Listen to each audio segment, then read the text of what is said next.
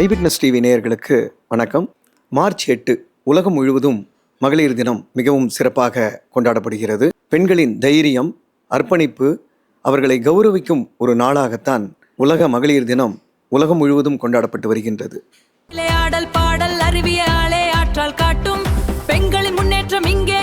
அரசியல், கல்வி, மருத்துவம் மற்றும் பல்வேறு துறைகளில் குடும்ப வாழ்க்கையில் பெண்களின் பங்கு இவைகளை பற்றி பல்வேறு கருத்துக்களை இங்கு பகிர இருக்கின்றார்கள்.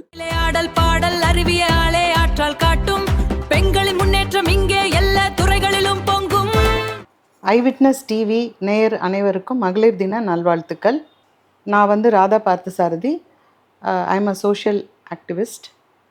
ஐ am associating myself with doctor J S. Rajkumar, chairman, Lifeline group of hospitals. அவர் நிறைய சோஷியல் சர்வீசஸ்லாம் பண்ணிகிட்ருக்காரு, எஸ்பெஷலி ஃபார் விமென். ஸோ நான் அவரோட ட்ராவல் பண்ணிகிட்ருக்கேன். சோஷியல் சர்வீசஸ்னால் என்ன மாதிரினா, வருமானம் குறைவாக இருக்கிற பகுதிகளுக்கு சென்று பிரெஸ்ட் ஸ்க்ரீனிங் பண்ணுறது, அப்புறம் ஜென்ரல் மெடிக்கல் செக்கப், அந்த மாதிரிலாம் நாங்கள் பண்ணிகிட்ருக்கோம். நிறைய லேடிஸ் இதனால் பயனடைஞ்சிருக்காங்க. அடுத்தது இப்போ ஒரு ஆம்புலன்ஸ் ரெடி பண்ணியிருக்கோம். அதில் பேசிக் எக்யூப்மெண்ட்ஸ்லாம் இருக்குது.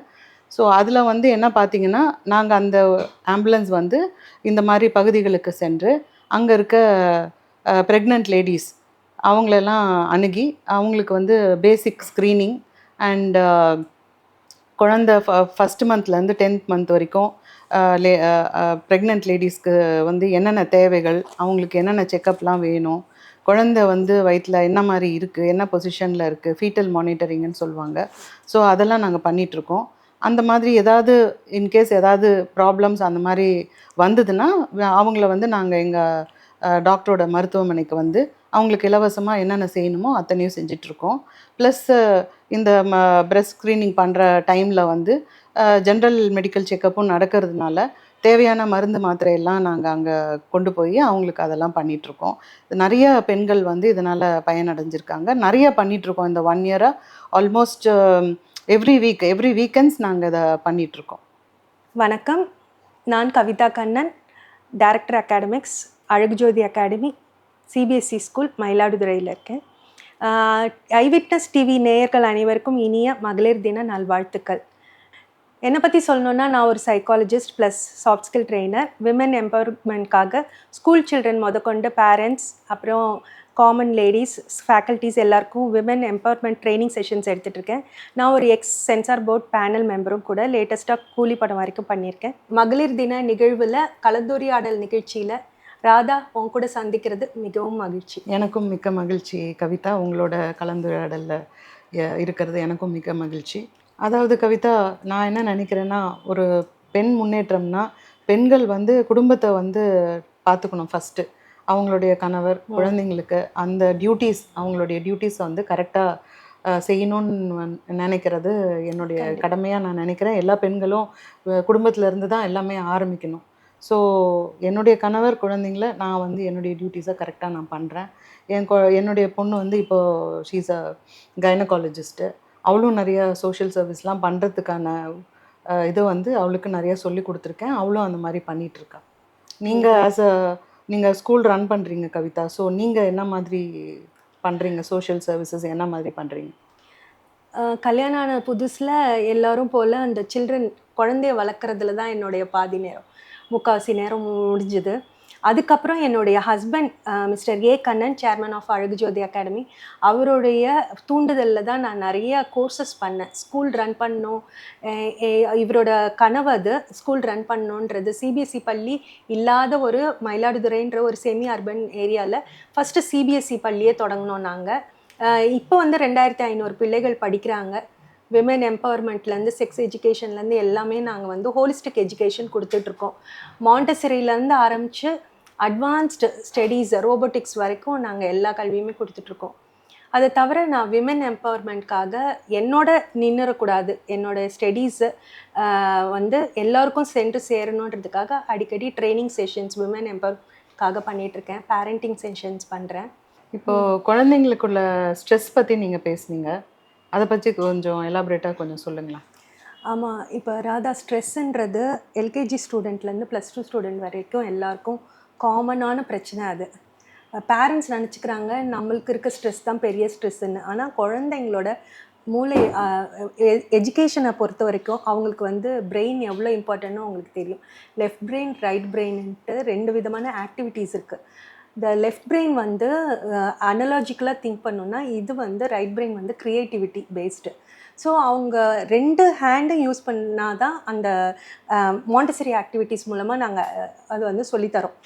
இப்போது சில்ட்ரன் வந்து அகாடமிக்ஸில் பர்ஃபார்ம் பண்ணால் போதும், வேறு எதுலேயும் அவங்களுக்கு தேவையில்லைன்ற மாதிரி பேரண்ட்ஸ் நினைக்கிறாங்க. அப்படி இருக்கக்கூடாது. அவங்களுக்கு எதனால் ஸ்ட்ரெஸ் ஆகிறாங்க, எதனால் மதிப்பெண் குறையுது அப்படின்றத பார்க்க போனால் ஒரு விளையாட விட மாட்டாங்க. ஸ்போர்ட்ஸ் ஆக்டிவிட்டீஸ் இருக்காது. வீட்டுக்கு வந்தால் செல்ஃபோன் நோண்டுறது. மெயினாக சோஷியல் மீடியா அதை கர்டைல் பண்ணாலே பசங்களை வந்து வீட்டுக்கு வந்தோடனே அவங்கள வந்து மானிட்டர் பண்ணணும். பேரண்ட்ஸும் பிஸியாக இருக்காங்க, அவங்களையும் சொல்கிறதில்ல. சிங்கிள் பேரண்டிங் எஸ்பெஷலி அவங்க எல்லாருமே முதல்ல பாட்டி தாத்தாலாம் வீட்டில் இருப்பாங்க. இப்போ ஜாயிண்ட் ஃபேமிலி சிஸ்டமே இல்லை, நியூக்ளியராக இருக்குது, சிங்கிள் பேரண்ட்டாக வேறு இருக்குது. அதனால அவங்களெல்லாம் பேசிக்காக நாங்கள் ஒரு சர்வே மாதிரி எடுத்து அந்த மாதிரி இருக்க ஸ்டூடெண்ட்ஸ்க்கெல்லாம் இண்டிவிஜுவல் கவுன்சிலிங் கொடுத்து பேரண்ட்டையும் கூப்பிட்டு அவங்களுக்கு வழிமுறைகள் சொல்லி, ஏன்னா இது வந்து சூசைட் வரைக்கும் போகக்கூடிய சான்சஸ் இருக்குது. ஒரு ஃபெயிலியரை எப்படி ஃபேஸ் பண்ணணும்னு அவங்களுக்கு தெரியல, உடனே ஸ்ட்ரெஸ் வந்துடுது. முன்னெல்லாம் பார்த்தோன்னா ஒரு மதிப்பெண் குறைஞ்சா கூட நம்மெல்லாம் வந்து அழுவோம் நம்மளோட இதில். இப்போ அந்த மாதிரி கிடையாது. ஆனால் மதிப்பெண் எடுக்கணும், இந்த சொசைட்டியில் நம்ம பெரியாளாக வரணுன்ற அந்த துடிப்பு மாத்திரம் எல்லா பிள்ளைங்களுக்கும் இருக்குது. ஏன்னா சோஷியல் மீடியா தான் அதுக்கு காரணம். ரீல்ஸ் போட்டு எத்தனை லைக்ஸ் வருது, எத்தனை மில்லியன் வருது அப்படின்றத பொறுத்து தான் அவங்க வந்து அவங்களோட ஸ்டேட்டஸை டிசைட் பண்ணுறாங்க. ஸோ அந்த பற்றி பேரண்ட்க்கு அவேர்னஸ் கொடுக்குறது, பேரண்டிங் செஷன்ஸ், சில்ட்ரனுக்கு வந்து வீக்லி ட்ரைனிங் செஷன்ஸ் எல்லாமே நாங்கள் கொடுத்துட்டு வரோம். இது வந்து குட் டச் பேட் டச்லேருந்து ஆரம்பித்து செக்ஸ் எஜுகேஷன் முதற்கொண்டு பியூபர்ட்டியை பற்றி சொல்கிறது, பேரண்டிங் செஷனோட அதை வந்து முடிக்கிறோம். அது மட்டும் இல்லாமல் டீச்சர்ஸ்க்குமே அவேர்னஸ் ப்ரோக்ராம் நிறையா கண்டினியூஸாக கன்சிஸ்டண்ட்டாக பண்ணிகிட்ருக்கோம். இதுக்கெல்லாம் வந்து 65 கிட்டத்தட்ட 65 ஸ்டாஃபோட ஸ்டூடெண்ட்ஸ் வந்து ஃப்ரீ எஜுகேஷன் கொடுத்துட்ருக்கோம் எங்கள் ஸ்கூலில். அதை தவிர வெளியில் இருக்க அன்பியம் போன்ற ஆர்ஃபனேஜுக்கெல்லாம் போய் அந்த முதியோர்களுக்கெல்லாம் வந்து அவங்க கூட பேச வைக்கிறது, இந்த சில்ட்ரன் எல்லாம் போய் பேச வைக்கிறது. ஸோ இங்கே கிடச்சிருக்க அவங்களுக்கு ப்ரிவிலேஜ் லைஃப் வந்து எவ்வளோ கிஃப்டட் பிளஸ்ஸட் அப்படின்றத அவங்க உணரணும். அந்த சில்ட்ரனுக்கெல்லாம் அம்மா அப்பா இல்லை, வேறு யாரும் கிடையாதுன்றது போது அவங்கெல்லாம் எப்படி முன்னுக்கு வராங்க லைஃப்பில் அப்படின்றத அவங்க வந்து உணரணுன்றதுக்காக அவங்களையும் கூட்டிகிட்டு போயிட்டு தீபாவளி பொங்கல் டைம்லலாம் வந்து அவங்க கூட பழக விடுறது, அவங்களுக்கு கிஃப்ட்ஸ் கொடுக்கறது.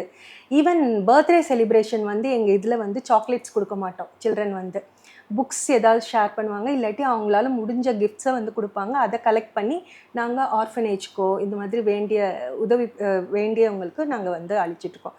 இதனால் பிள்ளைங்க வந்து எல்லாருமே வந்து ஈக்குவாலிட்டினா என்ன, ஈக்விட்டினா என்ன அப்படின்றத பற்றி தெரிஞ்சு வளர்கிறாங்க. எக்ஸலண்ட் கவிதா. நானும் உங்களோட வந்திருக்கேன்னு நினைக்கிறேன். ஒரு 2-3 ஆர்ஃபனேஜுக்கு வந்திருக்கேன். We have also done certain services. So அதெல்லாம் எனக்கு இப்போ ஞாபகத்துக்கு வருது. மேற்கொண்டு பெண்களோட பாதுகாப்பு பற்றி நம்ம பேசணும் அப்படின்னா, இப்போ வந்து பெண்களுக்கு வந்து எல்லாருமே வந்து வேலைக்கு போகிறாங்க, நைட்டு வந்து லேட்டாக வராங்க. ஸோ மெயினாக பாதுகாப்புன்னு வரும்போது அவங்களே தன்னைத்தானே ஒரு பாதுகாப்பு என்ன மாதிரி நம்ம ஏற்படுத்திக்கணுன்றது அவேர்னஸ் வந்து பெண்களுக்கு எல்லாருக்குமே இருக்கணும். அவங்க எஸ்பெஷலி வந்து இப்போ நைட்டு லேட்டாக இல்லை முடிச்சுட்டு வராங்க, வேலையை முடிச்சுட்டு வராங்கன்னா அவங்களுடைய லொக்கேஷன் வந்து ஃபேமிலி மெம்பர்ஸ்க்கு ஷேர் பண்ணுறது, நான் இந்தந்த இடத்துல இருக்கேன் அப்படின்ற மாதிரி சொல்கிறது, தற்காப்புக்கு என்னென்ன பண்ணிக்கலாம் அப்படின்றதும் அவங்க வந்து கற்றுக்கணும். ஆமாம், பேசிக் திங்ஸு. ஒரு கையில் ஒரு பெப்பரோ இல்லை அந்த மாதிரி ஏதாவது எடுத்துகிட்டு போகலாம். வந்து அப்புறம் இப்போ நிறைய ஹெல்ப்லைன் நம்பர்ஸ்லாம் இருக்குது. அதெல்லாம் வந்து பெண்களுக்கு தெரியறதில்ல. நிறைய பேருக்கு வந்து அதை நம்ம ஸ்டோர் பண்ணி வச்சுக்கணும், இதெல்லாம் நம்மளுக்கு வந்து ரொம்ப முக்கியன்றது தெரியல. இப்போ இவங்க ஸ்க்ரீனில் வரும். ஸோ இதை பார்த்துட்டு இருக்க பெண்கள்லாம் வந்து இதை வந்து ஒரு முக்கியத்துவமாக எடுத்து இந்த நம்பர்ஸ்லாம் நீங்கள் சேவ் பண்ணி வச்சுக்கிட்டிங்கன்னா உங்களுக்கு ஒரு ஒரு அபாயகரமான ஒரு நிலைமையில் நீங்கள் வந்து இதை வந்து நீங்கள் யூஸ் பண்ணிக்கலாம். வெற்றி முழங்கு பெண்களின் முன்னேற்றம் எல்லா துறைகளிலும், பெண்களின் முன்னேற்றம் எல்லா துறைகளிலும்.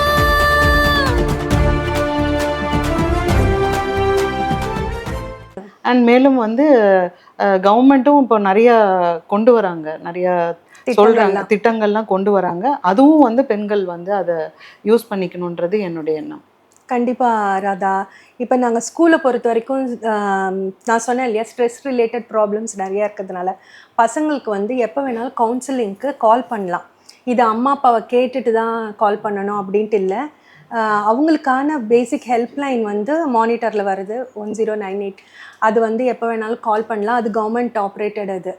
ஸோ ஒருத்தருக்கு ஒருத்தர் ஷேர் பண்ணணும், இதை வந்து மறைக்கக்கூடாது, அம்மா அப்பாட்ட போய் சொல்லணும் அப்படின்ற ஒரு ஃப்ரீனஸ் எப்போ வருது, ஒரு மதர்கிட்ட வரணும் ஒரு கேர்ள் சைல்டுக்கு. அதே மாதிரி மதர்கிட்டேயோ இல்லை ஃபாதர்கிட்டேயோ ஒரு பாய்க்கும் வரணும். இல்லை, மெயினாக நான் என்ன பார்க்குறதுன்னா, இப்போ வந்து ஒரு அலுவலகத்துலேயோ இல்லை ஒரு ஸ்கூல்லையோ ஒரு பாலியல் தொல்லைகள் வரும்போது குழந்தைங்க வந்து அதை பேரண்ட்ஸ் கிட்ட கொண்டு போகிறதுக்கே ரொம்ப பயப்படுறாங்க. நீங்கள் சொல்ல வர்றது என்னன்னா, பிள்ளைங்க வந்து தைரியமாக போய் சொல்லணும். இல்லை அந்த மாதிரி காலேஜில் பிள்ளைங்கள வந்து இந்த மாதிரி யாராவது இந்த மாதிரி கஷ்டங்கள் கொடுக்குறாங்கன்னு தெரிஞ்சதுன்னா அவங்க வந்து போலீஸ்கிட்டேயோ இல்லை சோஷியல் ஆக்டிவிட்டீஸ் கிட்ட இருக்கிறவங்ககிட்டயோ போய் சொல்லி தைரியமாக இந்த மாதிரிலாம் நடந்ததுன்றது சொல்லணும். கூச்சப்பட்டுட்டு நம்ம பேர் கெட்டு போயிடும் அப்படின்ற மாதிரிலாம் பயந்துட்டு இருந்தா இது வந்து இதுக்கு வந்து ஒரு தீர்வே இருக்காதுன்றது என்னுடைய எண்ணம். ஸோ அந்த மாதிரி டைம்ல ஈவ்டீசிங் எங்க பார்த்தாலும் அந்த காலத்துல இருந்து இந்த காலம் வரைக்கும் இன்னைக்கும் மாறல. இன்னைக்கு சோஷியல் மீடியா மூலமாகவும் நிறைய பண்ணிட்டு இருக்காங்க. ஸோ இந்த அந்த மாதிரி சூழ்நிலையில ஹேண்டில் பண்றது எப்படி, ஒவ்வொரு சுச்சுவேஷனையும் decision making is a major problem here. அதெல்லாமே நாங்கள் இந்த ட்ரைனிங் செஷனில் சாஃப்ட் ஸ்கில்லில் சொல்லி தரோம். எக்ஸலண்ட். அலுமினி ஸ்டூடெண்ட்ஸ் குரூப் இருக்குது எங்கள் ஸ்கூலில். அவங்க எல்லாருமே இந்த ஜூனியர் ஸ்டூடெண்ட்ஸ்க்கும் ஹெல்ப் பண்ணுவாங்க. கரியராக இருக்கட்டும், சூஸ் பண்ணுறது, எஜுகேஷனாக இருக்கட்டும், இல்லை ஏதோ ப்ராப்ளம் வருதுன்னா கூட அங்கங்கே ஏரியாவில் நம்மளோட ஸ்டூடெண்ட்ஸ் இருப்பாங்க, அவங்கள்ட்ட அவங்க வந்து ஹெல்ப் எடுத்துக்குவாங்க. ஸோ இந்த மாதிரி ஹெல்ப் எடுத்துக்கணும் அப்படின்னு வெளியில் வரணும். இல்லை நானே ஹேண்டில் பண்ணிக்குவேன், யார்கிட்டையும் சொல்ல மாட்டேன்னு மறைக்கக்கூடாது. எல்லாத்தையுமே ஒரு டிரான்ஸ்பரன்சி இருந்தாலே முக்காவாசி பிரச்சனை சால்வ் ஆகிடும். அதுதான் நானும் நம்புகிறேன். ஸோ அப்புறம் மேற்கொண்டு என்னன்னா, பெண்கள் பாதுகாப்புன்றது எடுத்துக்கிட்டிங்கன்னா என்ன மாதிரி லாஸ் இருக்குன்றது நீங்கள் அந்த அவேர்னஸ் இல்லை லா வந்து என்ன இருக்குன்னு நீங்கள் நினைக்கிறீங்க? ஸோ ராதா, இந்த பெண்களுக்கு ஆன ஒரு ஆக்ட்னு வரும்போது போக்சோ அப்படின்ற ஒரு ஆக்ட் வந்து ரொம்பவே வலிமையானது. அதை பற்றின அவேர்னஸ் நாங்கள் வந்து ட்ரைனிங் செஷன்ஸில் கொடுத்துட்டு வரோம். ஸோ சில்ட்ரனுக்கு இப்போ ரொம்ப நல்லாவே தெரியுது, எதுக்கு ஏதாவது பிரச்சனைன்னா யார்கிட்ட போய் சொல்லணும், எதுக்கு நோ சொல்லணும், குட் டச் பேட் டச்னா என்ன, எல்லாத்த பற்றியும் ஒரு அவேர்னஸ் எங்கள் குழந்தைங்களுக்கு கொண்டு வந்துடுறோம். இதே அவேர்னஸ் நம்ம பிள்ளைங்க எல்லாருக்குமே இருந்ததுன்னா ரொம்பவே அவங்களுடைய பர்சனல் சேஃப்டிக்கு, செக்யூரிட்டிக்கு ரொம்பவே ஹெல்ப்ஃபுல்லாக இருக்கும். அதேமாதிரி failure is not the end of the life. Failure ஏதாவது வந்ததுன்னா உடனே பேரண்ட்ஸ் கிட்ட ஷேர் பண்ணணும். சூசைட் இஸ் நாட் த சொல்யூஷன்றதை அவங்க உணரணும் வர்றதுக்கு. ஸோ என்ன நான் சொல்ல வரேன்னா, பெண்கள் வந்து தங்கள் வீட்டில் இருந்து அந்த சேஃப்டி செக்யூரிட்டியை வந்து ஆரம்பிக்கணும். பெற்றோர்கள் அதுக்கு ரொம்பவே உறுதுணையாக இருந்து பசங்களுக்கு வந்து கோஆப்ரேட் பண்ணி அவங்க கூட டைம் ஸ்பெண்ட் பண்ணணும். ராதா, முன்ன மாதிரி நியூக்ளியர் சிஸ்டம் தான் இப்போ இருக்குது, ஜாயிண்ட் ஃபேமிலி சிஸ்டம் இல்லை. பாட்டி தாத்தா இருப்பாங்க. ஆமாம், அந்த காலத்தில் ஆமாம் நீங்கள் சொல்கிற மாதிரி பாட்டி தாத்தா இருப்பாங்க, பிள்ளைங்க அவங்க கூட நிறைய ஷேர் பண்ணுவாங்க, நிறைய கைடன்ஸ் பாட்டிக்கிட்ட இருந்தெல்லாம் நிறைய கிடைக்கும். இப்போ அதெல்லாம் இல்லாமல் போயிடுச்சு. நீங்கள் சொல்கிற மாதிரி nuclear family and single mother இப்போ வந்து நிறைய சிங்கிள் பேரண்டிங் இஸ் நிறையா இப்போ இருக்குது. ஸோ பெண்களுக்கு வந்து ரொம்ப they have to take upper ஹேண்டுன்ற மாதிரி நான் நினைக்கிறேன். மென்னோட பெண்கள் தான் வந்து இதில் நிறைய ஈடுபாடு பண்ணணும் அப்படின்றது என்னுடைய எண்ணம்.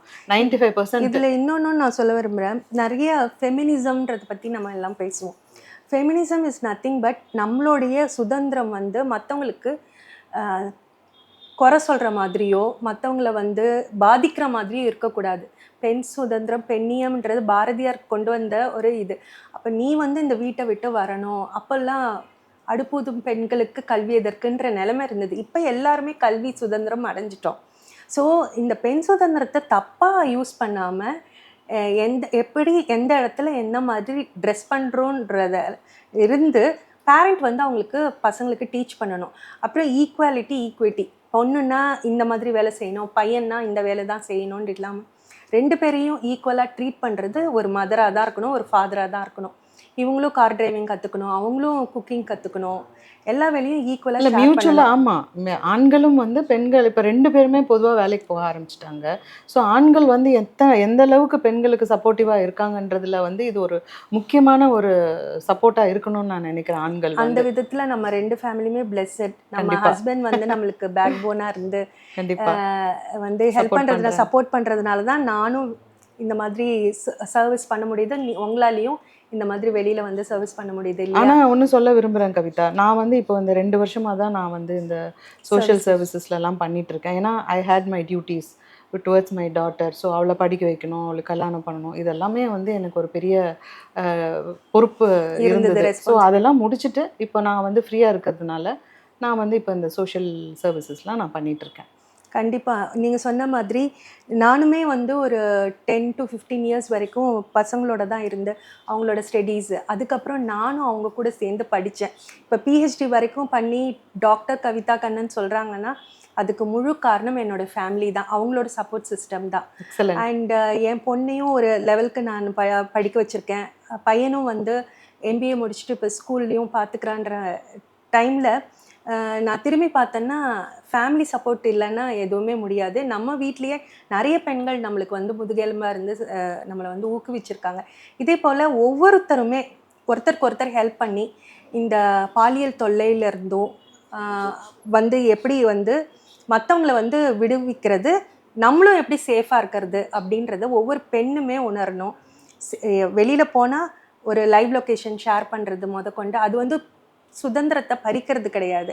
ஒரு பெற்றோர் வந்து அந்த நூல் மாதிரி, அந்த பட்டம் வந்து சில்ட்ரன் மாதிரி, அந்த பட்டத்தை வந்து பசங்க நினச்சிக்கிறாங்க இவன் பிடிச்சி நம்ம இழுக்கிறாங்க, நம்மளை வந்து கண்ட்ரோல் பண்ணி வச்சுருக்காங்க. கிடையாது.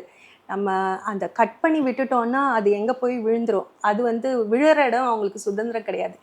பறக்க விடுறோம்ல, நம்ம நூலை எக்ஸ்ட்ராவாக விட்டு விட்டு பறக்க விடுறோமே, அதுதான் அவங்களோட சுதந்திரம்.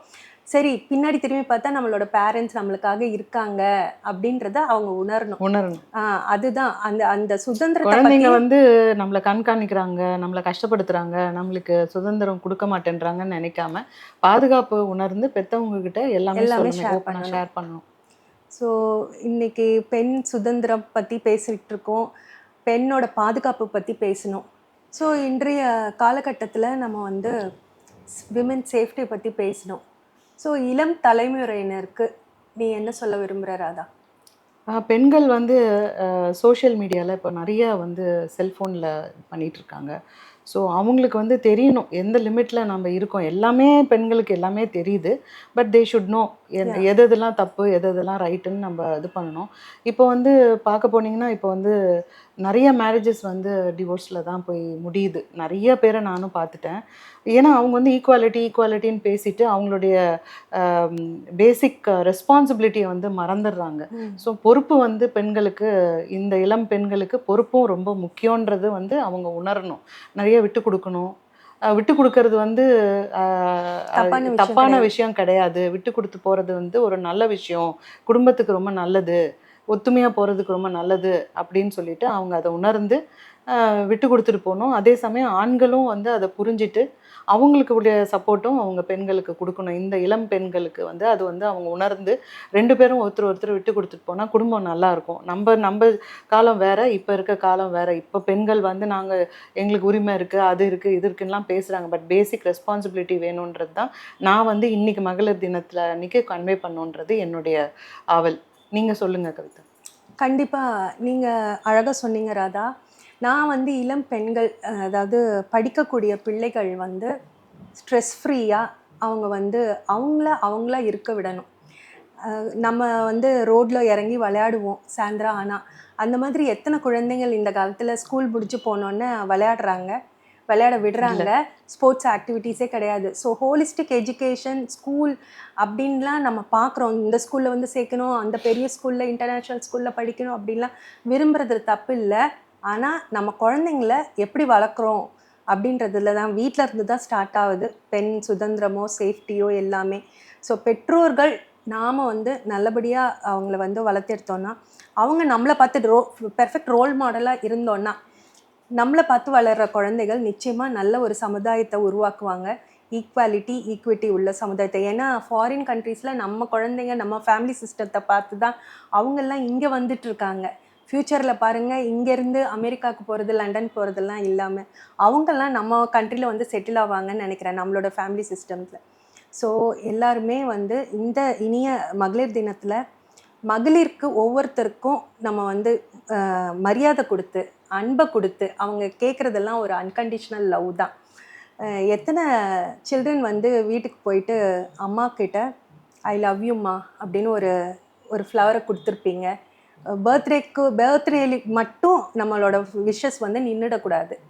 ஒவ்வொரு நாளுமே அம்மா கிட்ட ஷேர் பண்ணுறதுலேருந்து, அம்மாவை அரவணைச்சு போகிறதுலேருந்து, அம்மாவை அப்பாவை மதிக்க கற்றுக்கணும் சில்ட்ரன். அதே மாதிரி எவ்வளோ பெரியவங்களானாலும் வயதானவங்கள மதிக்க கற்றுக்கணும். கரெக்ட்.